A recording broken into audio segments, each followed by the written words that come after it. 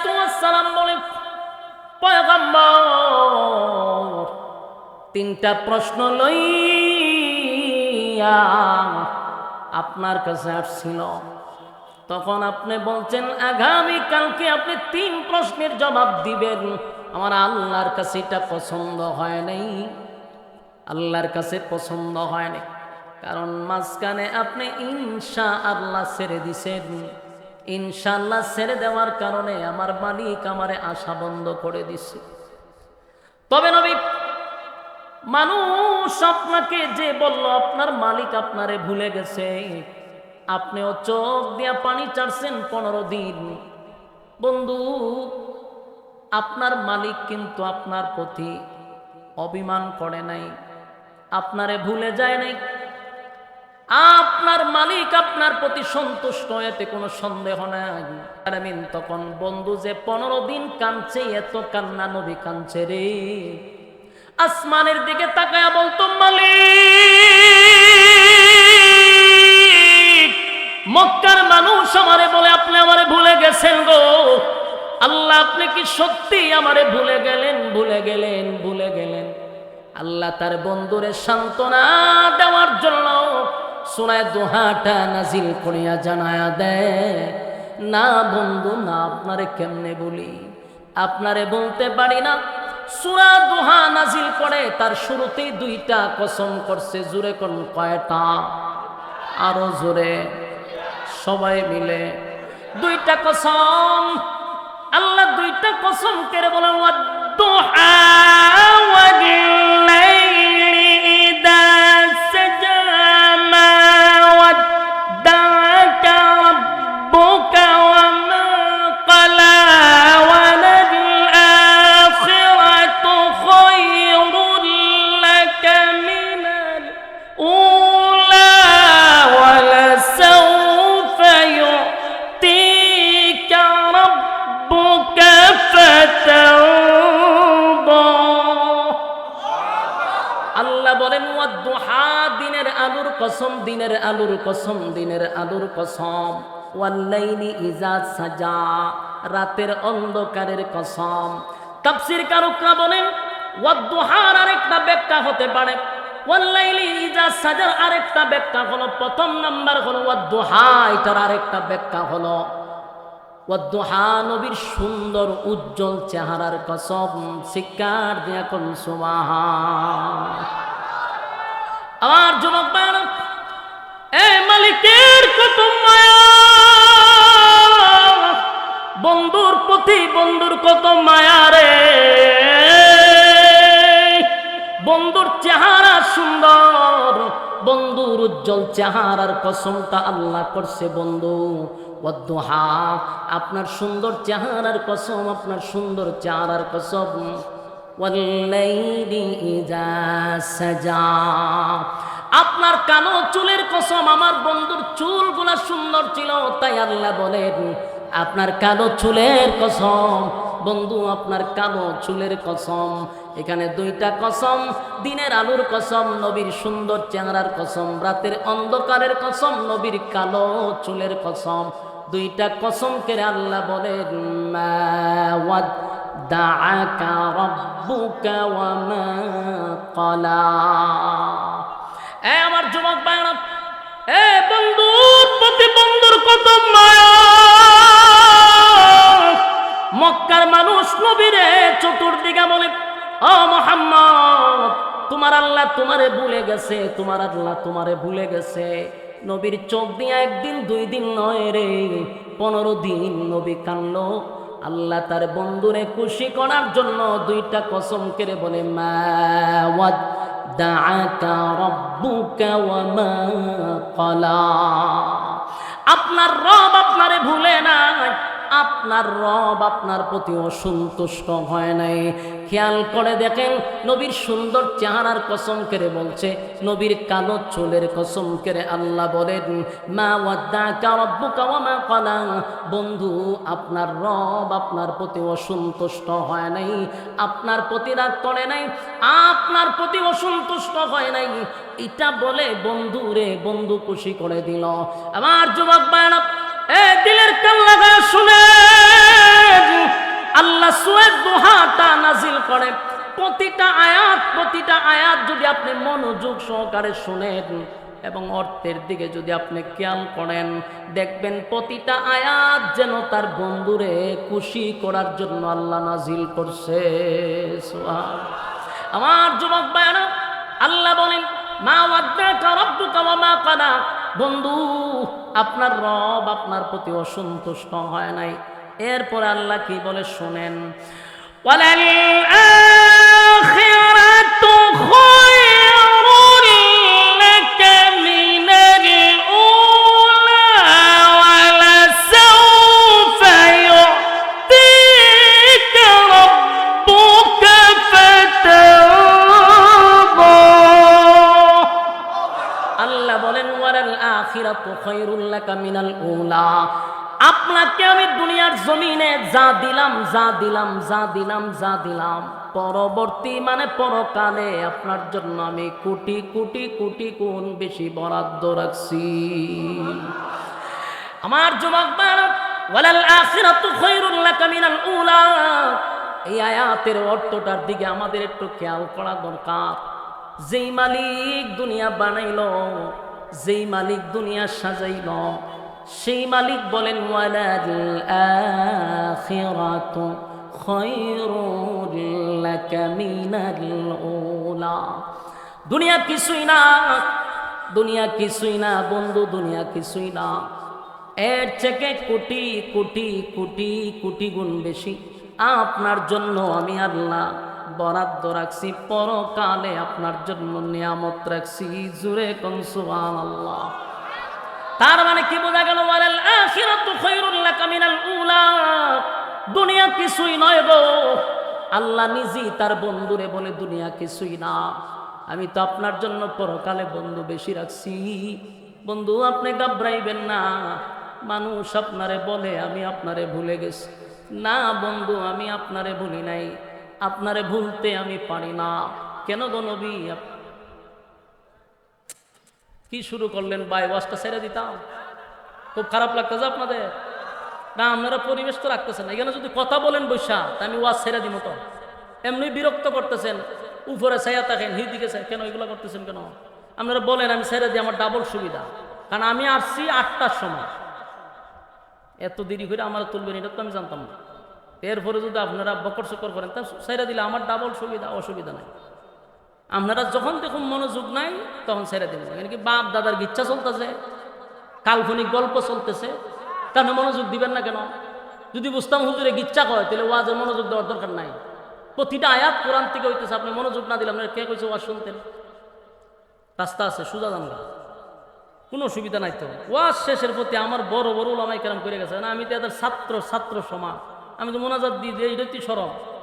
মোনাজাতটা তাদের করা দরকার। আপনারা যা বইবেন এটা হলো বোনাস, আমার অসুবিধা নেই, ছেড়ে দিন, বিরক্ত করেন আল্লাহর রাস্তায়। কথাগুলো একটু মনোযোগ দেন। বিরক্ত লাগলে আমার ইশারা দিবেন, বলো হ হুজুর ভালো লাগতেছে না, বলুন। মনোযোগ আছে না আপনারা? আল্লাহর রাস্তায় একটু মনোযোগ দিন। যিনি কথা বলে আর শ্রোতারা যদি মাঝখান দিয়ে আবার কথা বলে, তাহলে বলনেওয়ালার কথা বলার আর আগ্রহ উৎসাহ থাকে না, মন মানসিকতা নষ্ট হয়। মন মানসিকতা নষ্ট করিন না, কথাগুলো একটু দিলের কান লাগায় শুনেন।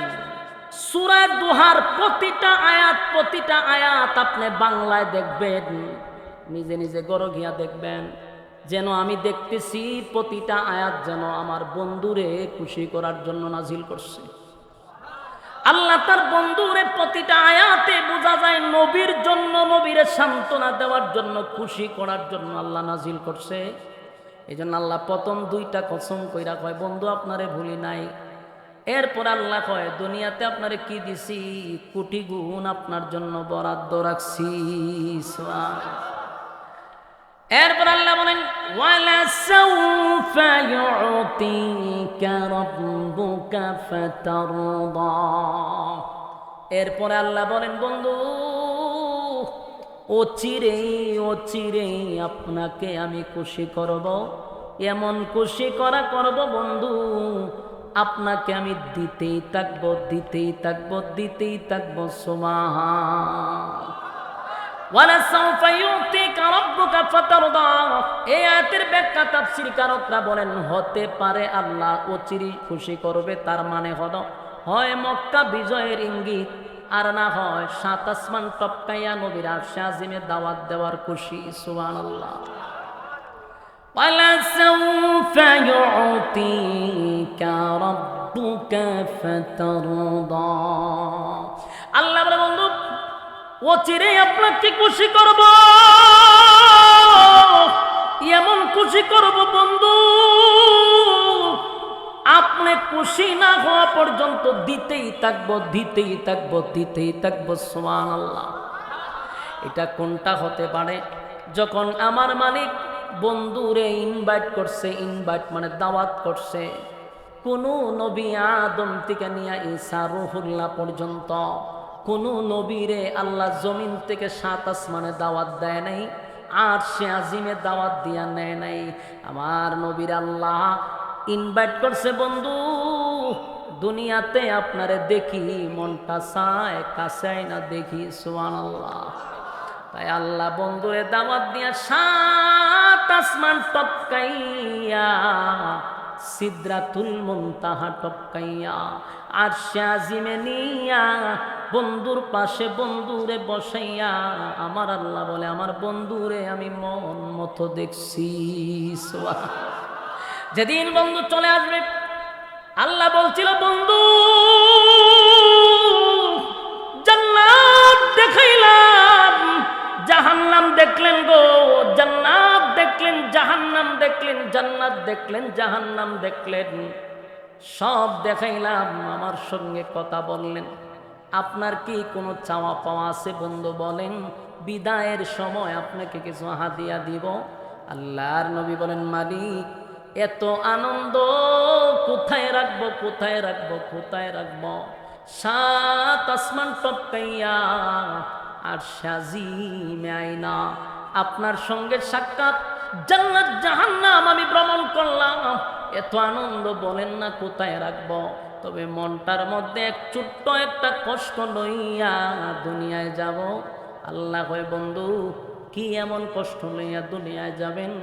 আল্লাহর কাছে বন্ধু তখন বলে, মালিক 7 আসমানে আমারে উঠাইলেন, কথা বললাম, জান্নাত জাহান্নাম দেখলাম, আমার গুনাহগার উম্মতের কপালে কি আর মেরাজ হবে? সুবহানাল্লাহ। এ আশিক রাসূল,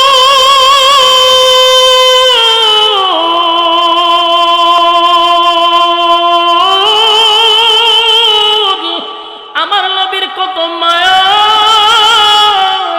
7 আসমানে গিয়ে উম্মত ভুলে না,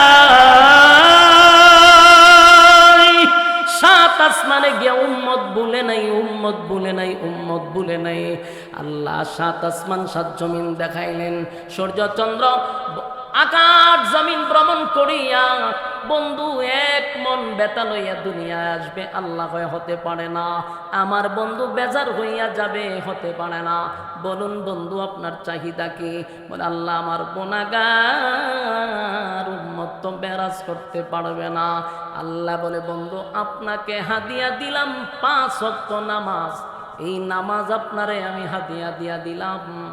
আপনার কোনো বান্দা, আপনার কোনো উম্মত যদি 5 ওয়াক্ত নামাজটা পড়ে, আমার কোনো বান্দা বান্দে যদি 5 ওয়াক্ত নামাজ পড়ে, আমি ওয়াদা দিলাম আপনার মেরাজ হয়েছে 7 আসমানের উপরে, আর আপনার উম্মতের মেরাজ হবে আমার সঙ্গে জমিনে।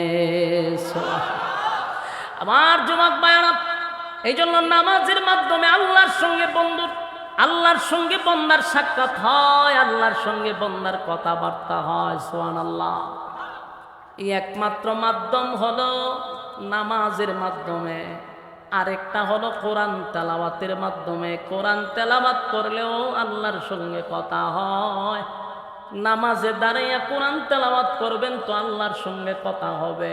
আল্লাহ কয়, বন্ধু আপনার উম্মত যখন সেজদা দেয়, আমি আল্লাহর কুদরতি পায়ে সেজদা দেয়।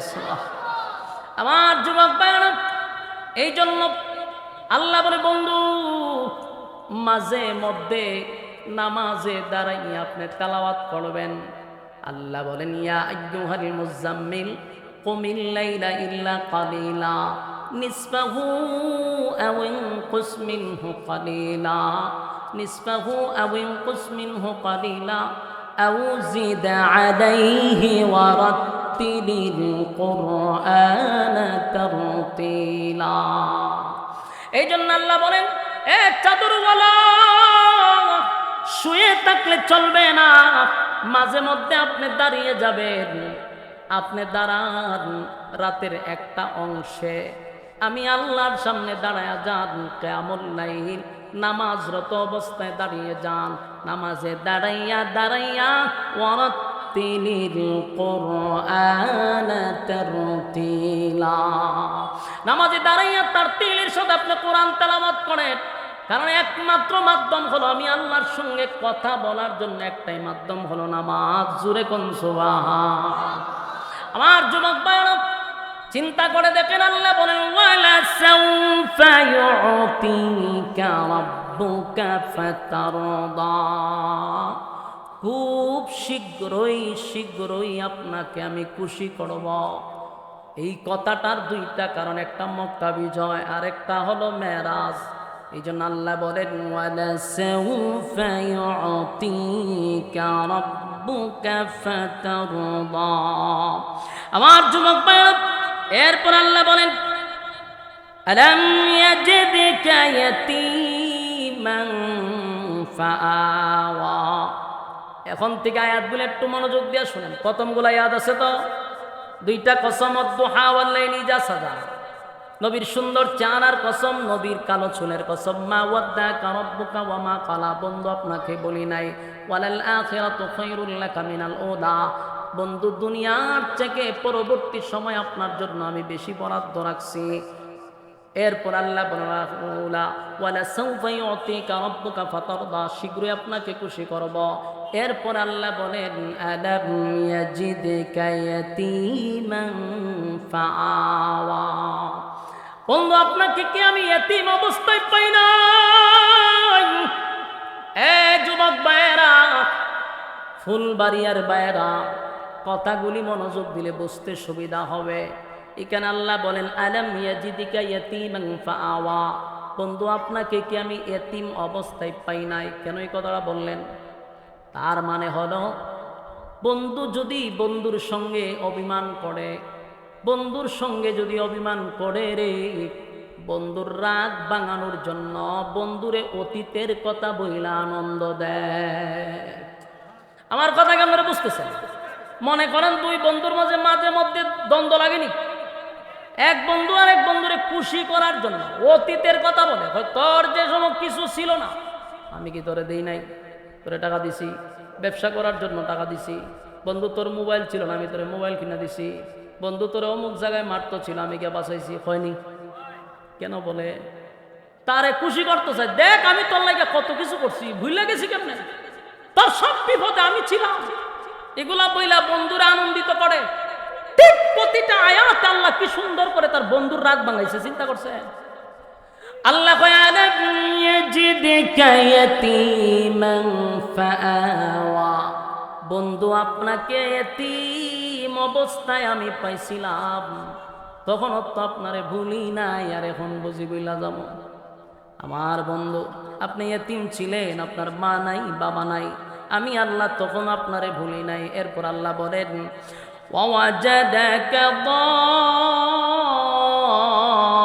দাল্লান ফাহাদা, আল্লাহ বলে বন্ধু পথ হারা অবস্থায় ছিলেন, আমি আপনারে পথ দেখাইয়া দিছি। এই কথার ব্যাখ্যা হলো যেই ছেলেটার মা না থাকে, বাবা না থাকে, আত্মীয় স্বজন যদি তারা সাপোর্ট না করে, এই ছেলেটা ভালো হয় না, টুকাই হয়, কথা হয় না, পথ হারা হয়ে যায়, নষ্ট হয়ে যায়, লেখাপড়া করে না। আল্লাহ হয় আপনার মা নাই বাবা নাই, আত্মীয় স্বজন আপনার পক্ষে নাই, কিন্তু আমি আপনারে সঠিক রাস্তায় নিয়ে গেছি, পথ হারানোর সুযোগ আমি দেই নাই। সুবহান। দেখেন বন্ধুরে বন্ধু এমন ভাবে বুঝাইতেছিল, বন্ধু আপনারে কিন্তু আমি পথ দেখায়া দিছি, রাগ কইরেন না। এরপরে যে কথাটা আল্লাহ বলছেন, ওয়াজাদাকা আইলান ফাআগনা, এই আয়াতের কথাগুলি আমাদের বোঝা দরকার। ওয়াজাদাকা আইলান ফাআগনা, এই আয়াতের অর্থটা আমাদের এখনকার প্রেক্ষাপটে খুব বেশি জরুরি। আল্লাহ হয় আপনি গরিব ছিলেন, গরিব ছিলেন, গরিব ছিলেন, আমি আল্লাহ আপনাকে ধনী বানাইছি। সুবহানাল্লাহ। কথা কি বুঝতেছেন? কি ছিলেন? গরিব ছিলেন, আমি ধনী বানাইছি। ওয়াজাদাকা আইলান ফাআগনা, গরিব ছিলেন, ধনী বানাইছি। এখন প্রশ্ন হলো, আমরা জীবন ভর খালি ওয়াজ শুনছি, নবী গরিব ছিল, নবীর ভেড়ো ভাত ধরে, এই ওয়াজ আর কত শুনলাম? কেউ খানো দূরে খালি নবী গরিব, নবী গরিব, নবীর ভেড়ো ভাত ধরে, নবী খাইতে পাইছে না। এটা কি হারা জীবন? আল্লাহ না কয় আপনি গরিব ছিলেন, ধনী বানাইছি। আল্লাহ কয় ধনী বানাইছি, আর হ্যাঁ হারা জীবন নবীর গরিব বানায় রাখছে। নবীর ভেড়ো ভাত তোর তুই গিয়া রুশ দিয়া ডিম দিয়া কেমনে খাস? তুই না হলে নবীর ভেড়ো ভাত তোর তুই রুস্টের মধ্যে খামরটা দেশ কেমনে? গরুর গোস্ত খাস কেমনে? আজকে কিছু মৌলবীদের কারণে ইসলামটাকে ভিক্ষুক বানায় এত রাখছে। শিল্পপতিদের ছেলেরা মাদ্রাসায় ভর্তি করতে চায় না, শুধু আমাদের ছোট মন মানসিকতার কারণে। ইসলাম রে গরিব বানাইতে বানাইতে একেবারে ভিক্ষুকের দরজা লেগে গেছে। এখন যদি আলেমরা একটু শান শৌকতে চলে, দেখছো নি নবী ভেড়ো ভাত তোর আছেন, তালিযুক্ত কাপড় বলছে, হুজুররা কিভাবে চলে? হে এই আয়াত জানে না? ও ওয়াজাদাকা আইলান ফাআগনা, আপনি গরিব ছিলেন, ধনী বানাইছে। এখন আরো কথা আছে, হারা জীবন নবী গরিব পেটে ভাত, কিন্তু এই হাম্মক জানে না আমার নবী যে দেশের প্রেসিডেন্ট ছিল। প্রেসিডেন্ট প্রেসিডেন্ট প্রেসিডেন্ট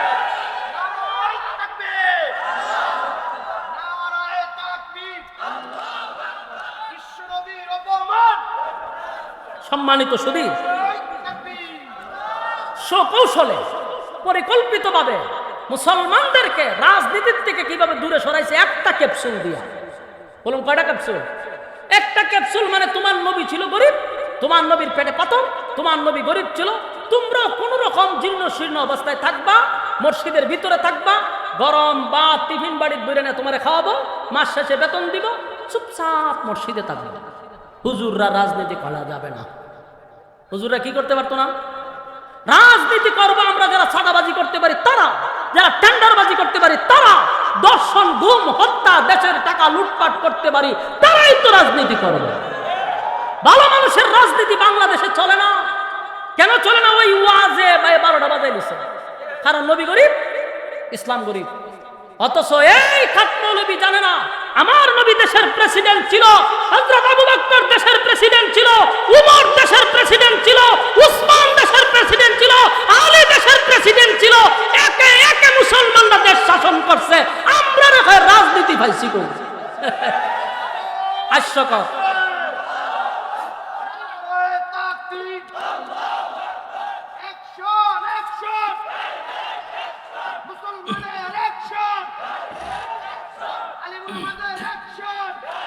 সম্মানিত সুধী, আমরা খালি কয় হুজুররা রাজনীতি পাইছে কো? আমরা জিগানোর দরকার ছিল ভাইসা তোরা রাজনীতি পাইছ কো? তোরা পাইছ কো? আমরা তো রাসূল রাজনীতি করছে, দেশ শাসন করছে, আমরা সেখান থেকে শিখছি। তোরা পাইলি কো? তোদের রাজনীতি হয় ফেরাউনের কাছ থেকে পাইছে, নমরুদের কাছ থেকে পাইছে, আবু জাহিলের কাছ থেকে পাইছে, এছাড়া তো তোদের বাহিরে কোনো রাস্তা নাই।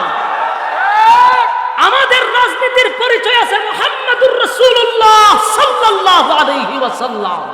তোদের রাজনীতি কোথা থেকে আসলো? ফেরাউনের রাজনীতি? বল আমাদেরকে কোথা থেকে পাইলি? আমরা জিগাইলে আমরা বলবো রাসূলুল্লাহর কাছে। তোরা কার কথা কইবি? তোদের রাজনীতির মডেল কেডা? পারতি না। তোদের রাজনীতিতে আছে লুটপাট, চুরি, বদমাশি, টেন্ডারবাজি, চাঁদাবাজি। আমাদের রাজনীতিতে দুর্নীতি নাই। আমাদের রাজনীতি যখন বাংলাদেশে চলবে তখন আপনার সন্তান নিরাপদে ঘরে যাবে, সন্তান নিয়ে টেনশন করতে হবে না, দেশের সম্পদ বাহিরে পাচার হবে না, আপনার ব্যবসায় চাঁদার জন্য কেউ আসবে না, আপনার নিরাপত্তা ইসলাম আপনাকে দিবে ইনশাআল্লাহ। আমরা তো আপনারা বসাইতেন না, এই এলাকার ইমাম সাহেব যদি আগামী চেয়ারম্যানিতে দাঁড়ায়, মুসল্লি প্রথমে ভোট দিবে না, দিবে না। এই জন্য হুজুর আপনারা যদি চেয়ারম্যান বানাই, তাহলে রাস্তাঘাটের ইট বালু খাইব কেডা, গম চুরি করবো কেডা, চাল চুরি করবো কেডা? আর ইমাম যদি হয়ে যায় চেয়ারম্যান, আপনি গম চুরি করতে পারবেন, চাল চুরি করতে পারবেন, বিধবা মহিলাদের বাথা খাইতে পারবেন। এই জন্য বুজ্জা শূন্য ইমামরে ভোট দেয় না, জান্না শূন্য দেয় যত লম্পট বদমাশ সুরগুলার ইচ্ছাকৃত ভাবে ভোট দিয়া বাস করা। পরে নিজের কপালও নিজেই বাইরে দিয়া কিতা করলাম, তুই যেমন ভোটার তোর এরম প্রার্থী।